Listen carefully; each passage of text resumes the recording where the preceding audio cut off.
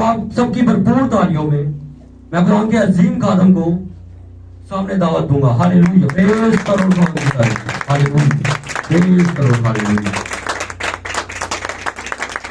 Hallelujah, praise खुदावंद के नाम को जलाल मिले, खुदावंद का नाम मुबारक हो। और बहुत शुक्रिया खुदावंद प्यारे भाई को, भाई साबर को बरकत दे, जिन्होंने प्रिजाइडिंग का एक बड़ा खूबसूरत और शानदार हिस्सा यहाँ पर जो है खुदावंद के मज़बा के ऊपर सर्व किया है। और हम सब इस बात पर कामिल ईमान रखते हैं कि वर्शिप का जो सेशन है वो हमारी रूहों की, ख्यालों की, हमारे जहनों की और दिलों की, हमारे हृदयों की तैयारी के लिए है। हालेलुया। और अगर हम तैयार नहीं होते तो जंग कभी नहीं जीत सकते। आमीन, आमीन, आमीन। हमें सही तौर से तैयारी, खुदा की वर्शिप, हमद और सिताइश जो है, जो दिल, रूह और सच्चाई से होती है, वो हमें देती है। आमीन। थोड़ा ध्यान देंगे, थोड़ा ध्यान देंगे हम। God bless you.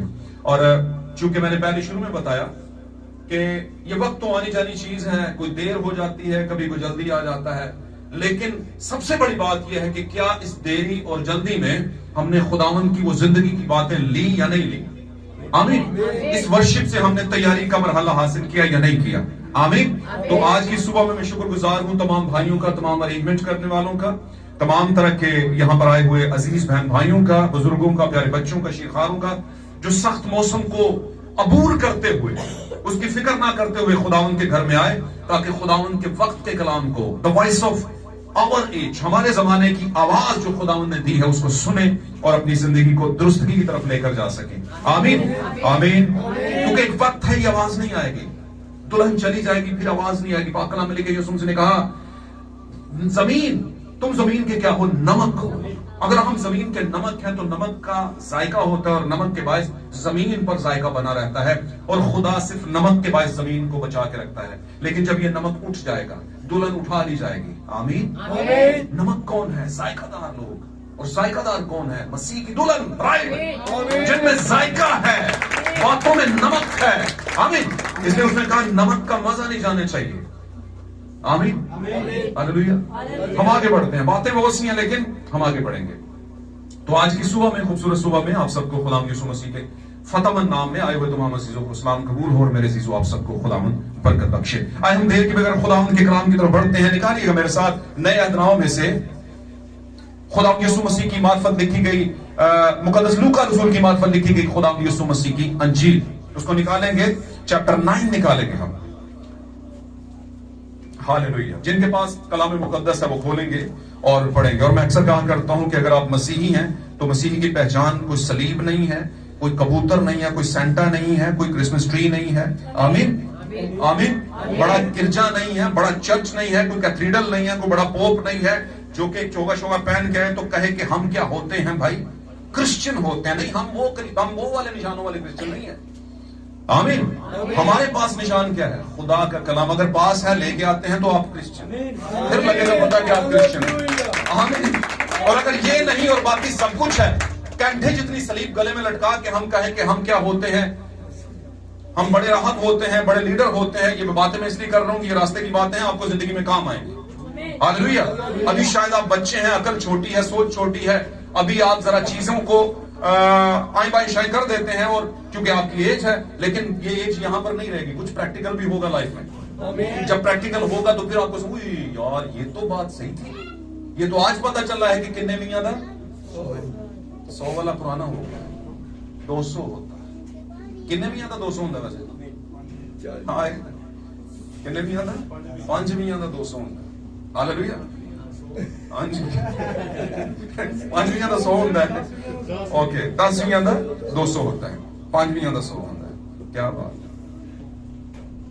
आए हम निकालेंगे, पढ़ेंगे, ध्यान देंगे खुदावंद के नाम को जलाल देने के लिए। मुकद्दस लूका रसूल की मार्फत लिखी गई खुदावंद यीशु मसीह की अंजील, उसका 9वां बाब और उसकी 31वीं आयत से नीचे की तरफ हम पढ़ना शुरू करेंगे, और सभी भाई और बहनें इसे ध्यान से सुनेंगे। जी, प्रेज़ लॉर्ड। जी। ये जलाल में दिखाई आप 27वीं आयत से जी। लूका रसूल की मार्फत लिखी गई अंजील उसका 9वां बाब और 27वीं आयत से हम पढ़ना शुरू करेंगे नीचे की तरफ। जी। लेकिन मैं तुमसे सच कहता हूँ लेकिन मैं तुमसे सच कहता हूं कि उनमें से जो यहाँ खड़े हैं, कि उनमें से जो यहां खड़े हैं, बाज ऐसे हैं कि जब तक खुदा की बादशाही को देख ना लें, हाँ जी। मौत का मजा हरगिज ना चखेंगे। जो खड़े हैं तुम में ऐसे खड़े हैं, बाज ऐसे हैं जो जब तक खुदा की बादशाही को देख न ले मौत का मजा नहीं चखेंगे। ये किसने कहा था? मेरे और आपके खुदावंद ने, यीशु मसीह ने ज़मीनी खिदमत में कहा था। लूका की इंजील में इस बात को बयान किया गया। आगे पढ़िएगा। फिर इन बातों के कोई 8 रोज बाद ये जो ऊपर की आयत पड़ी है, ऊपर का हुक्म मिला है कि तुम में बाज ऐसे होंगे कि खुदा की बादशाही को देखे बगैर मौत का मजा नहीं चखेंगे। उस बात के 8 दिन बाद क्या हुआ? जी, एक हफ्ता ला लो। 8 रोज बाद ऐसा हुआ जी कि वो पतरस और यूहन्ना और याकूब को हमरा लेकर पहाड़ पर दुआ करने गया। वो याकूब, यूहन्ना और पतरस को लेकर कहां पर गया? पहाड़ पर गया। शिगिरत तो 12 थे, फिर यही 3 क्यों? आगे चलिए। जब वो दुआ कर रहा था, हाँ जी, तो ऐसा हुआ कि उसके चेहरा की सूरत बदल गई। हाँ जी। और उसकी पोशाक सफेद बर्राक हो गई। जब यस्सु दुआ कर रहा था तो उसके चेहरे की सूरत बदल गई और उसकी पोशाक बुर्राक सफेद हो गई। जी। और देखो 2 शख्स यानी मूसा और एलिया उससे बातें कर रहे थे। हाँ जी। ये जलाल में दिखाई दिए। ये मूसा और एलिया जलाल में बातें करते हुए उससे दिखाई दिए, जलाली बदनों के अंदर। जी। और उसके इंतकाल का जिक्र करते थे, उसके डिपार्चर का, उसकी डेथ का नहीं, जो यरूशलेम में वाकया होने को था। जी। मगर पतरस और उसके साथी नींद में पड़े थे। हाँ जी। और जब अच्छी तरह बेदार हुए, हाँ जी, तो उसके जलाल को और उन दो शख्सों को देखा, हाँ जो जी। उसके साथ खड़े थे। हाँ जी। जब वो उससे जुदा होने लगे, हाँ जी, तो ऐसा हुआ कि पतरस ने यीशु से कहा, ऐ उस्ताद, हमारा यहाँ रहना अच्छा है। अब नींद में पड़े थे और जब अच्छी तरह बेदार हुए तो देखा, और फिर अगली बात सवाल क्या किया? ऐ उस्ताद, अच्छा है। क्या अच्छा है भाई? पढ़िए। कि हम तेरे पास रहे। कि हम, पतरस ने यीशु से कहा कि ऐ उस्ताद, हमारा यहाँ रहना अच्छा है। हाँ, बस हम 3 डेरे बनाए। हम 3 डेरे बनाए, 3 टेंट बनाए। जी। एक तेरे लिए, जी। एक मूसा के लिए, हाँ जी, एक मूसा के लिए, एक एलिया के लिए। जी। लेकिन वो जानता ना था कि क्या कहता है। जी, वो जानता ना था। कौन नहीं? पतरस कह रहा था, जो कह रहा था उसे नहीं जानता था कि क्या कह रहा है। जी आगे। ये वो कहता ही था कि बादल ने आकर उन पर साया कर लिया। ये कहते कहते ही बादल ने उन तीनों पर भी और यस्सु पर भी साया कर लिया, इन चारों पर। जी। और जब वो बादल में घिरने लगे, हाँ जी, तो डर गए। तो डर गए कि ये क्या हो गया, ये हर तरफ बादल क्या आ गया, डर गए। जी। और बादल में से एक आवाज आई, और बादल में से ये आवाज आई, एक आवाज आई कि ये मेरा बरगजीदा बेटा है। दिस इज माई बिलव्ड सन। ये मेरा प्यारा बेटा, बरगजीदा बेटा है। बरगजीदा मतलब प्यारा। आगे चलिए। इसकी सुनो। इसकी सुनो। 3 टेंट ना दसो, आगे चलो। ये आवाज आते ही यीशु अकेला दिखाई दिया। हाँ जी, जब ये आवाज आई तो उसके बाद फिर उसके साथ मूसा और एलिया नहीं थे, वो अकेला दिखाई दिया। जी। और वो चुप रहे। हाँ जी। और जो बातें देखी थी उन दिनों में किसी को उनकी कुछ खबर ना दी। ये बादल का रेवलेशन उसको उन्होंने किसी और को उन दिनों में नहीं दिया। जी आमीन। एक और हवाला ईमान की किताब जल्दी से निकालिए। ईमान की किताब चैप्टर 1 वर्स 9 जल्दी से निकालेंगे हम। ईमान की किताब चैप्टर 1 वर्स 9-10। जी। ये कहकर वो उनके देखते देखते ऊपर उठा लिया गया। ये भी वही वाक्या है। ये कब की बात है? वो वाक्या नहीं, मतलब बादल का वाक्या। वो वाक्या पहाड़ का है, ये वाक्या उठाए जाने का है। जी। ये कहकर वो उनके देखते देखते ऊपर उठा लिया गया और बदली ने उनकी नजरों से छुपा लिया। ये बदली क्या है? बादल है। ये बदली बादल है। बादल ने उनको उनकी नजरों से क्या कर लिया? उसको, यीशु को छुपा लिया। जी।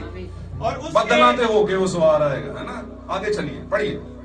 और उसके जाते वक्त जब वो आसमान की तरफ गौर से देख रहे थे, हाँ जी, तो देखो 2 मर्द सफेद पोशाक पहने उनके पास आ खड़े हुए। ये कौन से 2 मर्द हैं? वही जो वहां पर आए हैं, पास आकर खड़े हो गए। यहां पर तो नहीं लिखा कि वो मूसा और एलिया थे। भाई आप लिखे से आगे बढ़ जाते हैं। भाई आप अपने मन की आंखें खोले, जो लिखा नहीं होता वो छुपा होता है, और जो छुपा होता है वही तो रेवलेशन होता है, वही तो मुकाशफा होता है।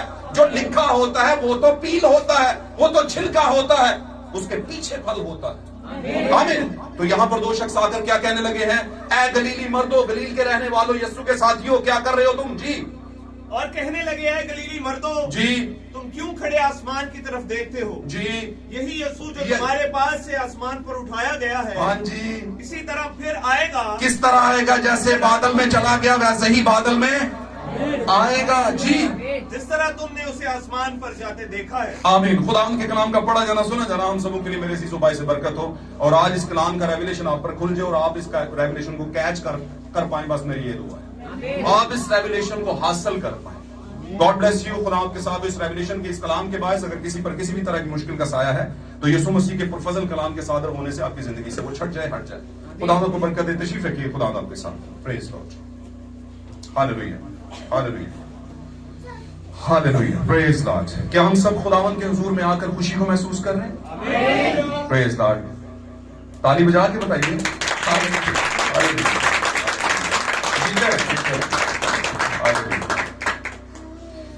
आपको पता है खुशी उम्मीद से आती है। जब उम्मीद लग जाए तो बंदा खुश खुश रहता है ना। कोई गल नहीं, 2 दिन रह गए, 3 दिन रह गए, है ना, बस 4 दिन ही रह गए हैं। तो एक उम्मीद लगी हुई है जिससे आपकी जिंदगी में खुशी उमड़ आती है ना। आप खुश खुश होते हैं, लोग के अंदर खैर हो, आज बड़ा हंस रहे, बड़ा खुश हो, है ना। क्यों खुश है? क्योंकि उम्मीद है हमारे पास। हमारे पास क्या है? हमारे पास जिंदगी की उम्मीद। और ये वो जिंदगी नहीं जो 50, 60, 70 साल बाद फिर जाके पताल चिपड़ना है ना, फिर जाके सॉरी पताल कह दिया, कब्र में घुसना है, जाके घुसा देना है कुछ लोगों ने, जाके डाल देना कब्र में। बातें जरा सीधी सीधी हैं, बातों को रखते जाएं, ये बातें आपके लिए ठीक होंगी, आप साथ रहेंगे तो आपको बरकत मिलेगी। ये वो जिंदगी नहीं कि उसकी उम्मीद है कि उससे बच रहे। ज्यादा वैसे यही उम्मीद रखते हैं लोग, शुक्र है बीमार से ठीक हो गया, है ना, शुक्र है इतने से इतने, ये करनी चाहिए क्योंकि ये चीजें निशान है अबदी जिंदगी की उम्मीद के लिए। आमीन। तो खुशी उम्मीद से आती है, और उम्मीद क्या है? खुदा का कलाम। तो कलाम में क्या है? कलाम में जो रेवलेशन है वो आपके लिए उम्मीद है, खुशी है। आपको पता चल जाए कि पिछले 50 से 60 सालों में हमारे वालिदैन, फिर उनके बच्चे, फिर हमारे बच्चे भी इस रेवलेशन को समझ नहीं पाए, आज समझ रहे हैं। शुक्र है खुदा को उम्मीद लग गई है, उम्मीद लग गई है। हालेलुया। तो इससे पहले कि हम आगे बढ़े,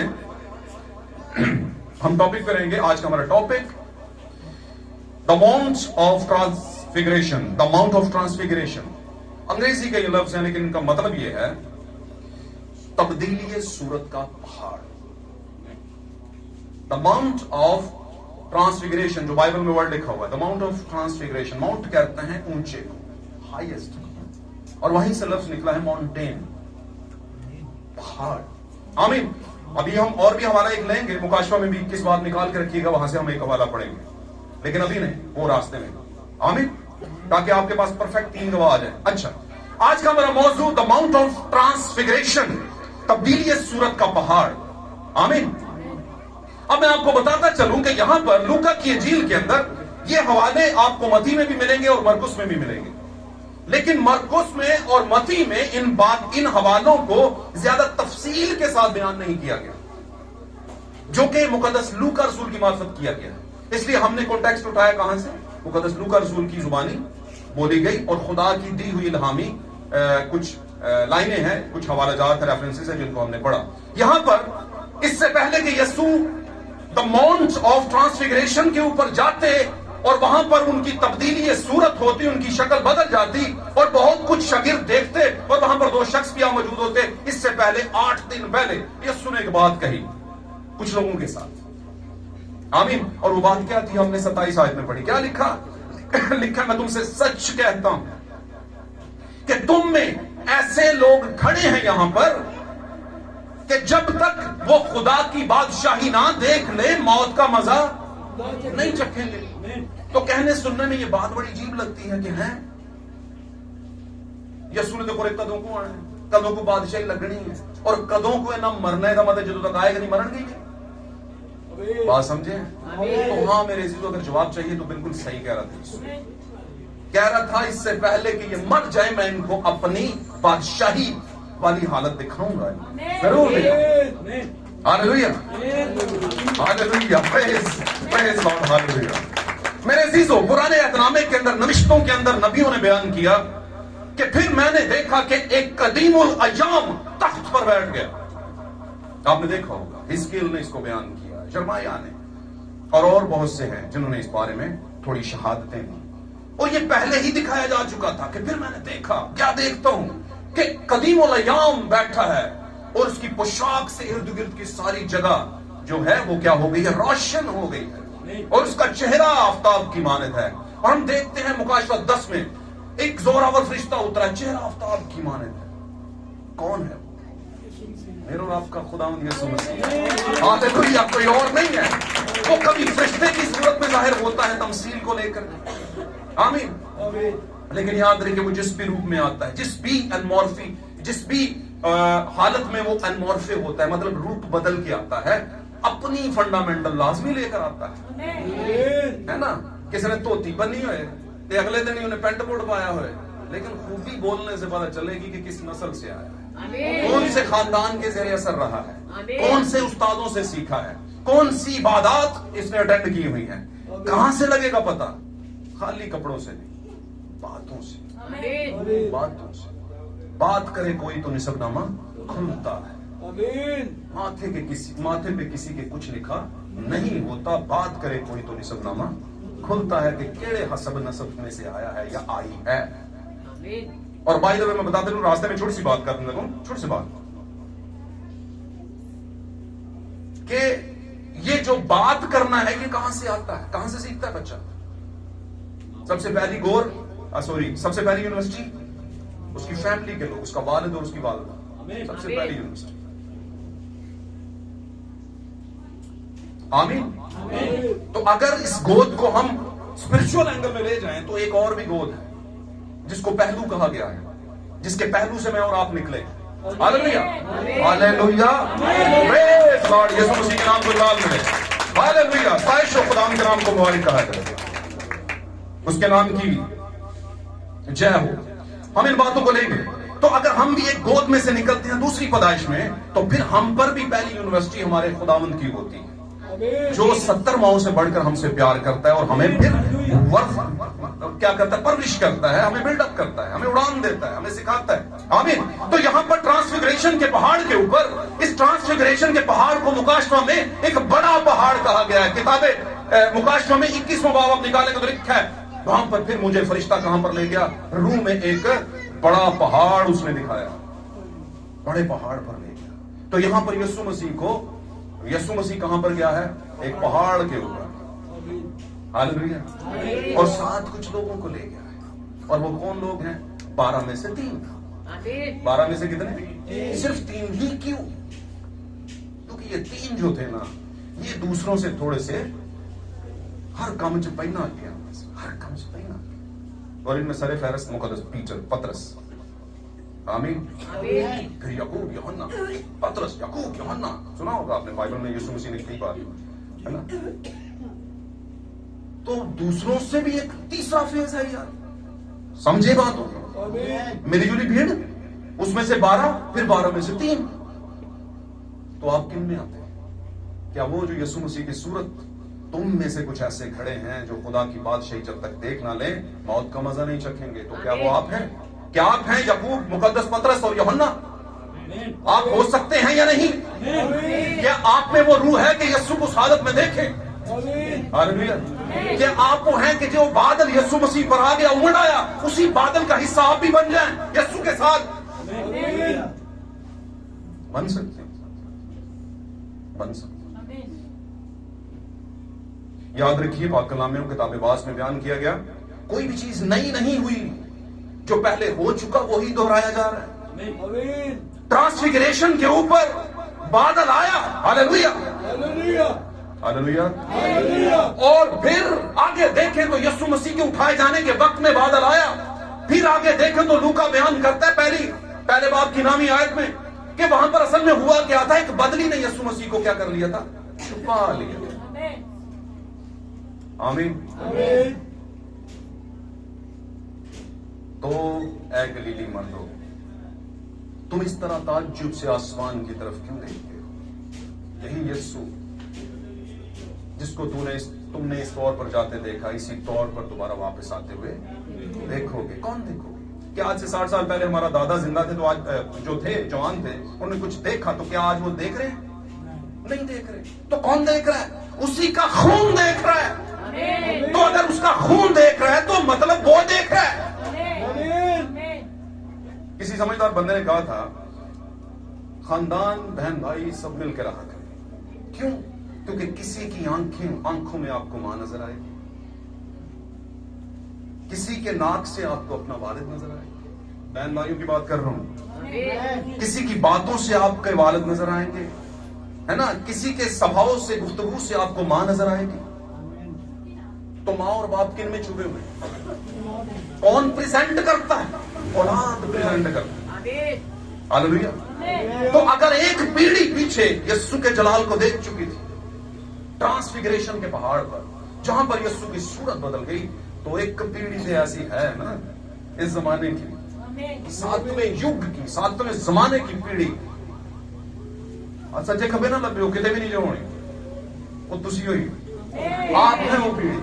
सच्चे खबे लब दे फिरो। कौन है? कौन है? आप है वो। अगर आपने बातों को रख लिया और समझ लिया और अमल कर लिया और कबूल कर लिया ईमान के साथ, तो आप ही वो पीढ़ी है। रब दी करेगी इबादत एक पीढ़ी ऐ जाई आवन वाली पीढ़ी नु रब दी खबर पर मनेगा कोई नहीं, घाटी मनणगे।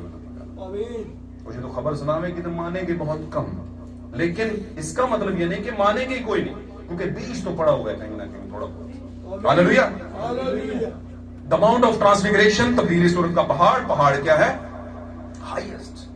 खुदावंद अपने शागिर्दों को आमतौर पर हाई जगह पर लेकर जाता था, और मत्ती रसूल की बात पर लिखी गई अंजील के आखिरी चैप्टर में लिखा है, जब यीशु ने उठाए जाना था तो उसने उन 11 को उस पहाड़ पर बुलाया जो उसने उनके लिए मुकर्रर कर रखा। पढ़िएगा, अगर आप नहीं पढ़ते तो पढ़िएगा, मुकर्रर। आमीन। कुछ प्रेमिसेस जो होते हैं, कुछ क्राइटेरिया टेरिटोरीज जो होती हैं, वो आपके लिए मुकर्रर होती हैं, है ना? आप जाते हैं हॉस्पिटल में, वो कहते हैं बगैर इजाजत अंदर आना कुछ जगहों पे, है ना? ये जगह आम लोगों के लिए नहीं है, ये इलाका आम लोगों का के लिए नहीं, यहां पे एंट्री मना है। क्यों मना है? क्योंकि वो कुछ खास लोगों के लिए, स्पेशल वंस के लिए। हालेलुया। बातों में साथ रहिए, आपको बरकत मिलेगी। यहां पर अब पोर्ट्रेट करते हैं। खुदावन ने यहां पर आपको पोर्ट्रेट की रूह दी है। आप चीजों को लेते हैं, पोर्ट्रेट कैसे करना है, उनको कैसे किस जगह पर रखना है, ये आपको रूह बताएगा। हालेलुया। आपके जमाने का रूह उकाबी रूह है, बड़ी तेज नजर रखता है, जूम वाली नजर रखता है, पंखों में जोर है उसके, वो आम परिंदों जैसा है ही नहीं, है ना? तो समझ रहे, अपनी फंडामेंटल, अपनी खूबियां जाने, अपनी खासियात जाने कि आप क्या हैं, इसलिए पोर्ट्रेट करते हैं। यहां पर चला 3 को लेकर, अब 3 को लेकर के तो चला गया, चुनाव करके ले गया, लेकिन ये तीनों को सोने की बीमारी थी। कौन सी बीमारी थी? गोल्ड की नहीं, गोल्ड वाला सोना नहीं, स्लीप रहते थे। आपको याद होगा जब यीशु गब्बार की गतसमनी में थे तो तब भी ये सो रहे थे। यीशु 3 बार आए, है ना?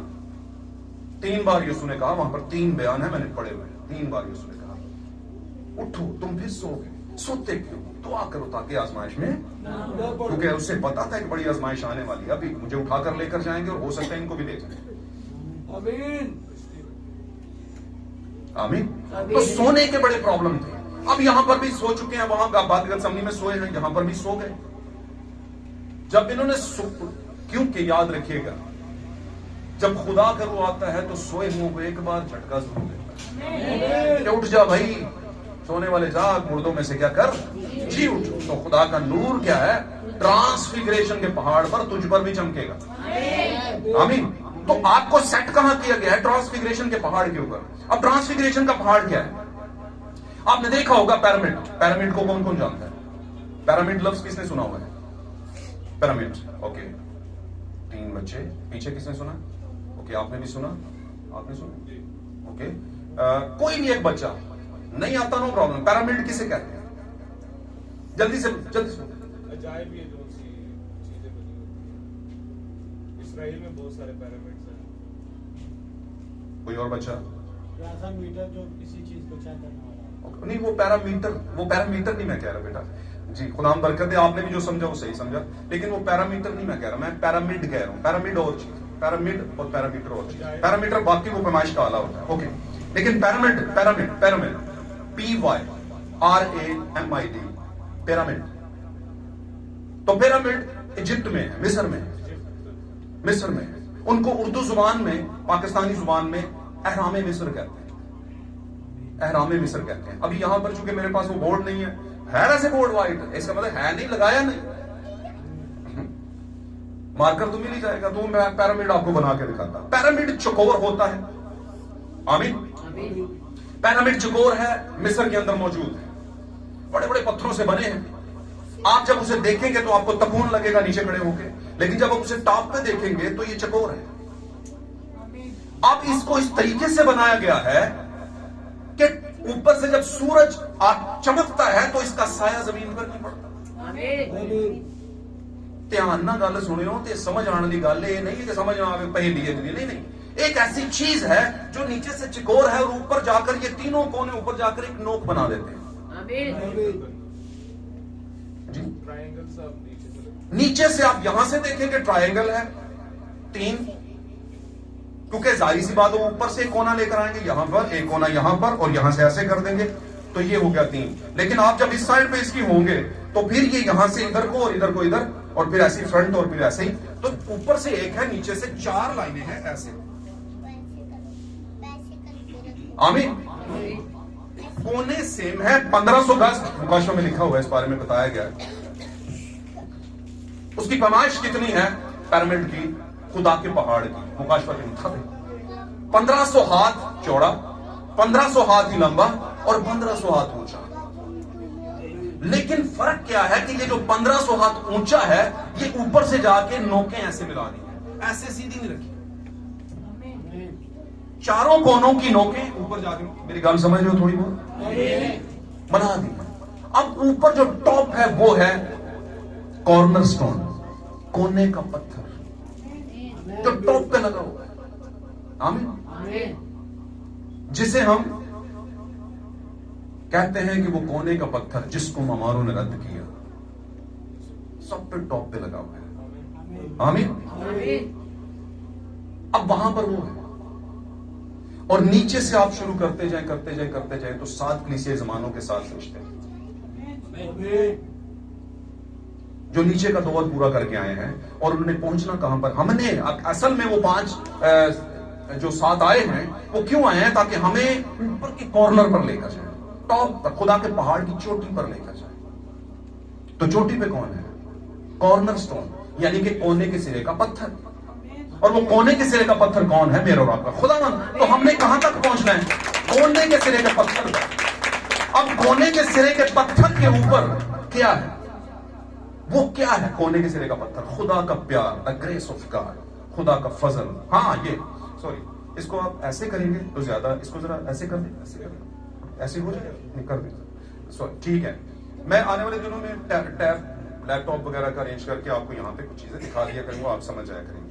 तो दिखाइएगा जरा, ऐसे। ये सबको नजर आ रहा है? ये सबको नजर आ रहा है?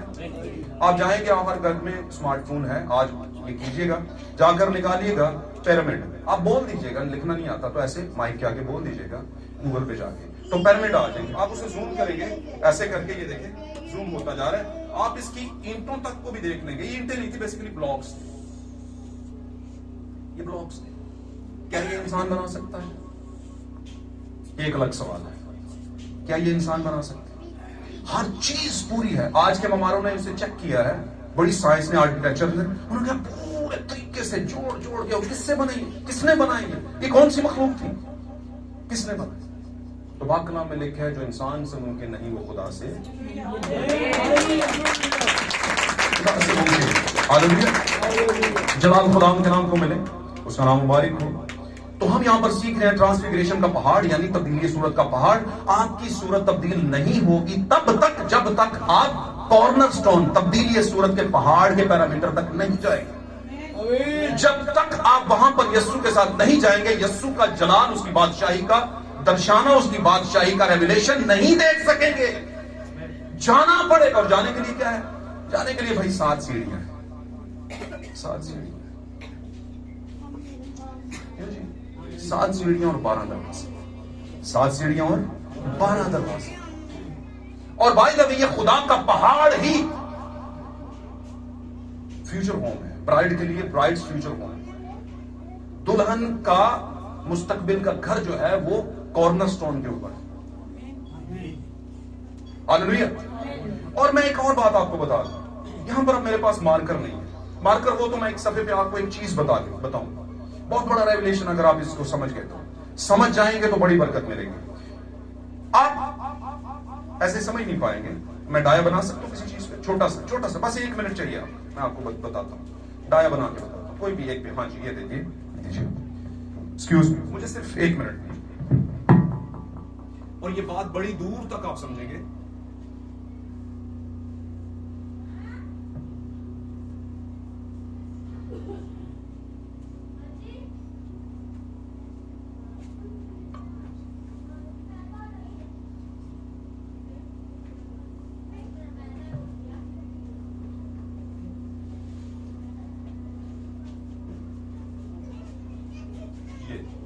अच्छा, कुछ लोगों की दूर की नजर वीक भी हुई तो नो प्रॉब्लम, समझ जाएंगे। मैं थोड़ा इशारा देके गाढ़ा करके आपको बता रहा हूं।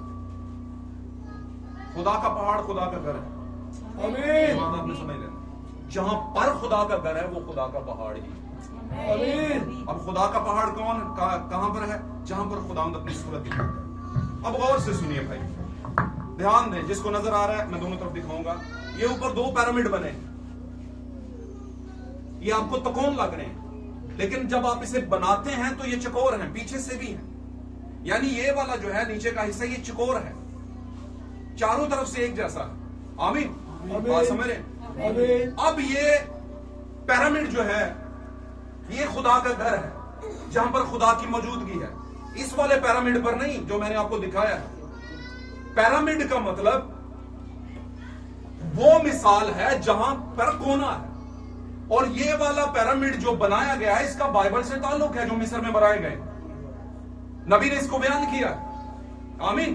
उसने बताया कि ये किसने बनाए, और किसने बनाए का मतलब है कि किसने कहा कि ये बने और वो बन गए। ये है मतलब। इसका मतलब ये नहीं कि ग्वारा चुकिया, इट्टा चुकिया है ना, बंदे इकट्ठे किए। नहीं नहीं नहीं। अब ये 2 पिरामिड हैं। अब देखिए, ध्यान से देखिए, ये वाला पिरामिड जो है एक, ये पिरामिड ये है जिसका नोक नीचे की तरफ है। ये है यीशु मसीह। बात समझ रहे हैं? मेरी बात को समझिए, मैं मिसाल दे रहा हूं आपको। ये वाला पिरामिड नीचे आ रहा है। आमीन। ये एक पिरामिड का मुंह नीचे की तरफ है, नीचे आ रहा है ये पिरामिड। ये है कोना, इसका नीचे आ रहा है। और एक नीचे पिरामिड है जो ऊपर जा रहा है। एक है खुदावंद यीशु मसीह जो नीचे आ रहा है, और एक है उसकी दुल्हन जो ऊपर जा रही है। और ये एक पॉइंट पर आकर मिल रहे हैं। बात समझ आ रही है? ये दोनों पिरामिड, एक दुल्हन है, एक यीशु है, एक जमीन पर रखा गया। आमीन। अब ये ऊपर जाने वाली है और ऊपर वाला नीचे आने वाला है, और ये दोनों पिरामिड मिलने वाले हैं। एक खुदा का पहाड़ आसमान पर है जो यीशु है, और एक पहाड़ आप और मैं हैं जो जमीन पर हैं। ये दोनों जब मिलते हैं तो एक सितारा बनता है। सेकंड रेवलेशन समझे इस बारे में। और बाय द वे, ये 5 कोनों वाला सितारा नहीं है जो आपके क्रिसमस पर आपको लटकता हुआ नजर आएगा।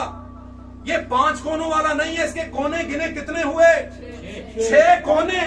और 6 कोनों वाला सितारा दाऊद का सितारा है। बनी इस्राएल के झंडे के ऊपर दाऊद का सितारा बना हुआ है। 2 पिरामिड बने हैं जिनको जब मिलाया जाता है तो दाऊद का सितारा बनता है। दाऊद का सितारा। अब जो मजूसियों पर जाहिर हुआ था वो कौन सा सितारा था? हमारे दाऊद का सितारा, खुदावंद यीशु मसीह का सितारा, आमीन।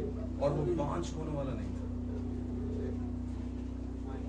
बोला उस जैसा सितारा कोई नजर ही नहीं आया।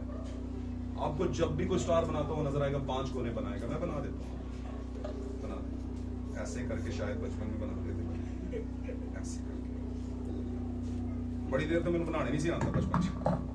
ये है नीचे बना दिया मैंने छोटा सा एक, नजर आ रहा है? इसके कोने कितने हैं, नोकें कितनी हैं, और ऊपर वाले की 6। अब 6 कोनों वाला दाऊद का सितारा है, जो कि खुदा के खास बरगजीदों के आज भी परचम पर लहरा रहा है। और दाऊद का सितारा कौन? दाऊद का सितारा अगर है तो मेरे और आपके दाऊद का भी सितारा है, और यीशु मसीह है वो दाऊद। आमीन। लेकिन ये सितारा बना कैसे? दाऊद का सितारा किस बात को जाहिर करता था? कि एक आने वाले दौर में एक पिरामिड ऊपर से उतरेगा और एक पिरामिड ऊपर को जाएगा, और जब ये दोनों एक पॉइंट पर मिलेंगे, लिखा है सबसे पहले तो वो जो मसीह में मुए यानी सो गए वो जी उठेंगे उससे पहले, उसके बाद हम भी जो जिंदा बाकी होंगे उनके साथ मिलकर पिरामिड बनाएंगे, और फिर अपने खुदावन का हवा में इस्तकबाल करेंगे, और फिर वो हमें अपने घर में पिरामिड, अपना पिरामिड लेकर घर में ले जाएगा। ऐसा नहीं हो सकता कि खुदा का जलाल उसका पिरामिड कोई और हो और उसकी दुल्हन का पिरामिड कोई और हो। यीशु मसीह का सितारा कोई और हो, और आप जनाब घर सज्जे खबे हैं टंगे ने जनाब मिलते ही हूं भाई जी, ये नहीं तो मैं ये कहूंगा वाकई मिशना जो है कुछ ही मिलता और कुछ नहीं हो रहा। मिशनों में अब यही मिलेगा आपको। और वैसे ये 5 कोनों का सितारा किसको जाहिर करता है? चलिए 5 किस बात की अलामत है?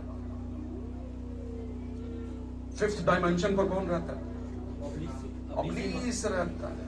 5वें मकाम पाताल से लेके आसमान तक और खुदा के तख्त तक 5 मकाम बनते, 7 मकाम बनते हैं, 7 डायमेंशंस बनते हैं। और इन 7 मकामों को मैंने बयान किया था, कई बार मैंने बताया भी है, और नहीं भी तो आप जाइएगा एंड टाइम मैसेज को खोलिएगा और वहां पर आप 7 डायमेंशन निकालिए, आपको समझ आ जाएगा। 5वें मकाम पर कौन है? तारीकी रूहानी फौजें जब वहां तक रसाई रखती हैं, पाताल से वहां तक जा सकती हैं, लेकिन 6ठे मकाम के अंदर नहीं जा सकती, क्योंकि 6ठा मकाम पहले पाताल में था। और वो 6ठे मकाम के ऊपर कौन है? खुदा की मुकद्दस रूहें, पिरामिड 6ठे मकाम के ऊपर जो हर तरफ से बराबर है, और जिसका कोने के सिरे का पत्थर मेरा और आपका यीशु है। वो वहां पर रहती है, वहां पर इब्लीस का दाखिला मना नहीं, इस टेरिटोरी में वो नहीं जा सकता, इस प्रेमिसेस में वो नहीं जा सकता। हाँ, थल्लों कुछ कहता रहे अंज होंडे कंध पीछे को बोलेगा, हाँ जी, ऊपर नहीं जा सकता। और बाय द वे 6ठे से ऊपर कौन है? 7वां, और 7वां कौन है? खुदा का तख्त है।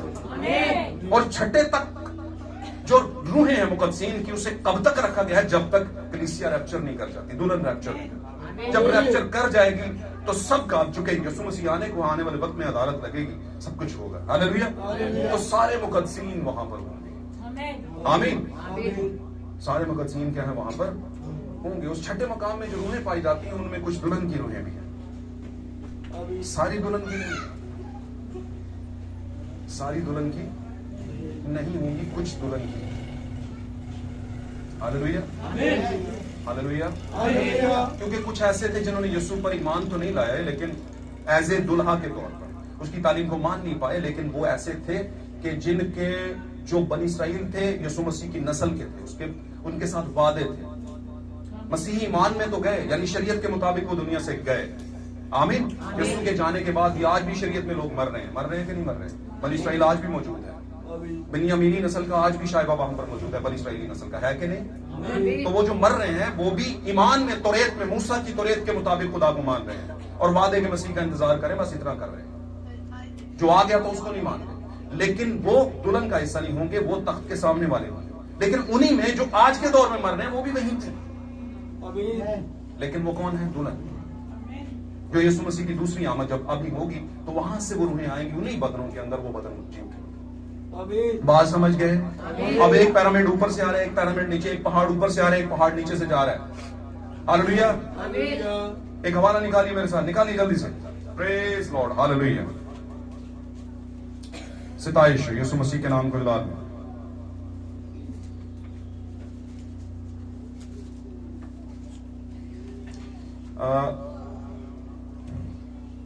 थोड़ा सा मत्ती रसूल की मार्फत लिखी गई 5वां बाब 14वीं आयत, जल्दी से निकालिए, जल्दी से जी पढ़िएगा, जो भी निकाल ले पढ़ दे बस जल्दी से। हाँ, मुकद्दस मत्ती रसूल की मार्फत लिखी गई इंजील 15वां बाब 14वीं आयत जी, 5वां बाब 14वीं आयत, सॉरी 5वां बाब 14वीं आयत जी। तुम दुनिया के नूर हो, तुम दुनिया का नूर हो, दुनिया के नूर हो जी। जो शहर पहाड़ पर बसा है, जो शहर पिरामिड पर बसा है, जो शहर पहाड़ पर बसा है, वो छुप नहीं सकता। उसको कोई नहीं छुपा सकता, क्योंकि पहाड़ पर बसा है ना भाई, उसे सब नजर आएगा, है ना, वो छुप नहीं सकता। अब वो शहर किनसे मिलकर बना है?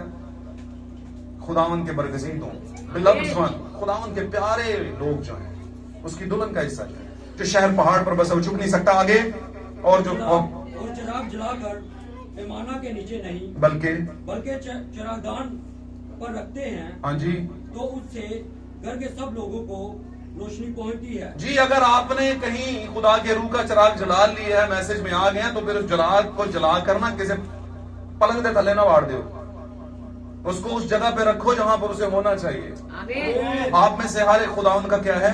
चिराग है। कभी कभी चिराग पर वो कोयला सा जम जाता है, तो फिर क्या है, नबी बयान करता है lamp trimming time, this is a lamp trimming time. ये है, आप अपने चिराग की नोक पलक करें, उसे ऊपर से कोयला शोला उतारें, नीचे तेल देखें, चेक करें, ड्यूट देखें, उसकी रोशनी सीधी करें, उसमें से धुआं नहीं निकलना चाहिए, है ना, खूबसूरत लाइट निकलनी चाहिए। हालेलुया।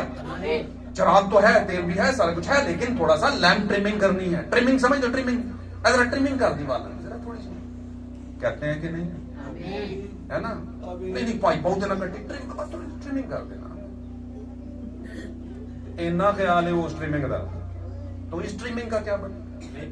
आप चिराग हैं भाई, तो अपनी भी ट्रिमिंग करें थोड़ी सी, है ना, स्पिरिचुअल ट्रिमिंग, बात समझ रहे हैं? तो नबी बयान करते, this is the lamp trimming time. ये है चिरागों की नोक पलक करना है, आपने चेक करना है, तेल चेक करना है। ये बात 5 कुआरियां तरह पीछे नहीं रह गई, ना होएगा लगे हैं जिनके कोल ही है, तो बाद पता चले कोल कोई नहीं है। उधारी पेंसिल दे, मैं भी पेपर हल करना, उन्हें कहा मैं एक ही आंदी सी, मैं तेनों दांगा तो अपना के हल करांगा। होता था ना स्कूलों में, कभी कभी टेस्ट होता था, पेंसिल ही भूल जाने, पैसा होता था यार, पेंसिल ही भूल गए, तो बड़ा खौफ है ना। तो इसी तरह अपनी तैयारी में रहना है। अब यहाँ पर ट्रांसफिगरेशन के पहाड़ के ऊपर, जो कि खुदा का पहाड़ है, वहां पर खुदा ने यस्सु में होकर अपना जलवा दिखा, और वहां पर 2 लोग आए। खास बात सुनिएगा, ये बात रह जाएगी, ये रहनी नहीं चाहिए, बात सुनिएगा गौर से। यहां पर आपको 3 लोग नीचे नजर आ रहे हैं और 3 लोग ऊपर नजर आ रहे हैं। Proper pyramid. 3 लोग नीचे नजर आ रहे हैं और 3 लोग पहाड़ के। अच्छा, ऊपर वालों में से, अच्छा, जब तक यीशु की सूरत नहीं बदली तब तक वो भी नहीं आए। अच्छा, यहां पर 3 विटनेसेस हैं, ओवरऑल 6 विटनेसेस हैं, गवाह, विटनेस, 3 नीचे के और 3 ये जमीन के गवाह कौन है? याकूब, यूहन्ना और पीटर। यीशु ने कुछ दिन पहले भी उनसे पूछा था, लोग इब्ने आदम के बारे में क्या कहते हैं? पूछा था कि नहीं? उन्होंने कहा कोई आ कहता है, कोई आ कहता है, कोई आ कहता है, कोई आ कहता है तू एलिया में, कोई कहता नबियां चो कोई आ गया, कोई कहता वो जो नबी आना वो आ गया, कोई है वे है, कहता छड़ दुनिया नू, तुम मुझे क्या कहते हो? What is your opinion for me? मेरे लिए तुम्हारी ओपिनियन क्या है? आज ओपिनियन नजर होला नहीं, हम नहीं दफा कहते हैं कि नहीं? नहीं, वो नहीं, वो बहुत ज्यादा ना, कुछ ज्यादा ही। ओके, ये यार आपकी ओपिनियन है, खुदावंत की ओपिनियन आपके मुताबिक बड़ी बेस्ट है, बहुत अच्छी है। ओके, तो क्या है, वहां पर ओपिनियंस रखने वाले 3 गवाह ऊपर हैं। बाइबल के गवाह, बाइबल में 3 गवाह नजर आए, 3 जमीनी और 3 ऊपर के। अब जमीनियों की ओपिनियन और मशावराती टीम को सुनिए आप। ये जलालियों को अब देने लगे हैं मशवरा। अब मशवरा क्या देने लगे हैं? जो ही उन्होंने बेदारी को हासिल किया, पूरी तरह अखा मरियम बताओ तेरा भला हो जाए तो खुदा दा जलाल है। यीशु की सूरत बदल गई है, उसकी पोशाक सफेद बुराक हो गई है ना। अब ये 2 आ गए हैं मिलने के लिए, बातें कर रहे हैं, एलिया और मूसा। हालेलुया। बहुत बड़ा रेवलेशन है, साथ रखिएगा, बहुत बड़ा रेवलेशन है इसमें छुपा हुआ। ये तंजीमें नहीं सिखाएंगी आपको, नहीं सिखाएंगे। आप लोग आए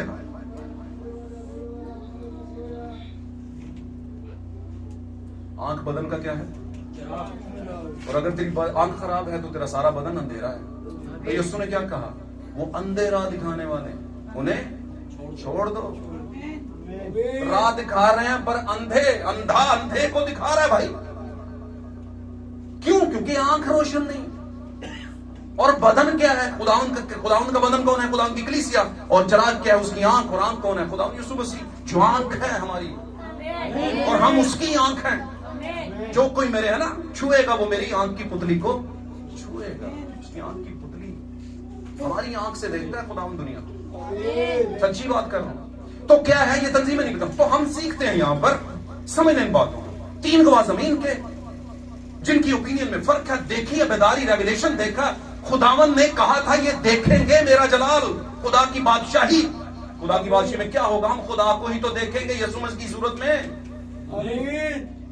खुदा की बादशाही क्या है? खुदा को जान लेना, पहचान लेना, उसकी बकायदा तौर पर उस फंडामेंटल खूबियों को जो उसमें पाई जाती हैं कि ये जलाल में कैसा था, वो उनको दिखाया गया। और जलाल में जब उसकी बादशाही होगी तो फिर जो देखेंगे देखेंगे। लेकिन ये वो थे जो खड़े थे और इन्होंने देख लिया। आमीन। अब जब देख लिया है तो ओपिनियन चूंकि जमीन पर है, नीचे है, पैरामिड के ऊपर नहीं है।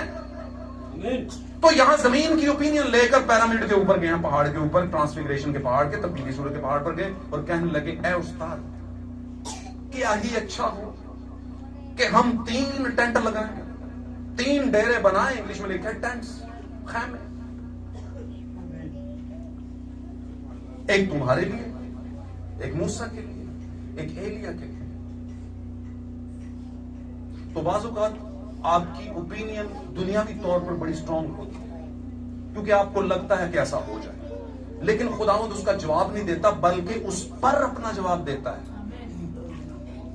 आमीन।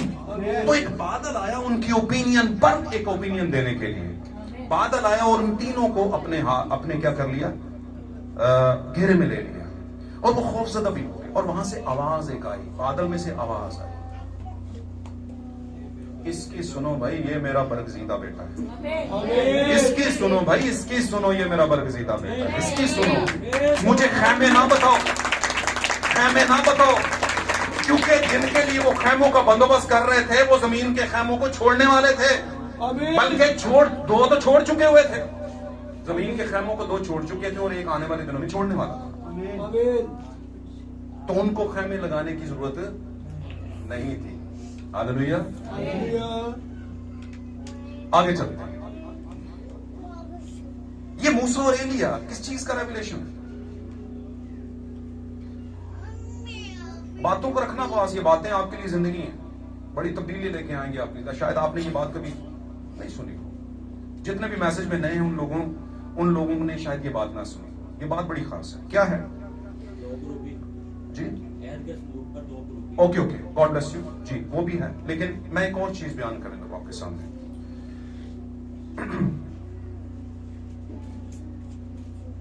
मूसा मर गया, मरा था कि नहीं? ओके। लेकिन बाइबल ने लिख दिया कि मूसा मर गया और उसको नबू की पहाड़ी में दफन किया गया। नबू की पहाड़ी।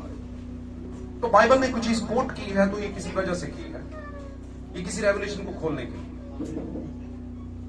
असल में जब मूसा मरा तो वो एक एक्ट था जो कि इब्लीस को दिखाने के लिए था, और फिर आने वाले दिनों का एक रेवलेशन था। मूसा मर गया, आमीन, और फिर कई सालों के बाद वहां पर तब्दीली सूरत की पहाड़ पर यीशु मसीह को मिल रहा है। अब मूसा जो मर गया है उसके मुतालिक यह है कि ईमानदार जितने हैं वो मरते नहीं बल्कि सो जाते हैं। तो मूसा मर गया, ये उस बात को जाहिर करता है जो मसीह में दुल्हन के लोग मरते हैं।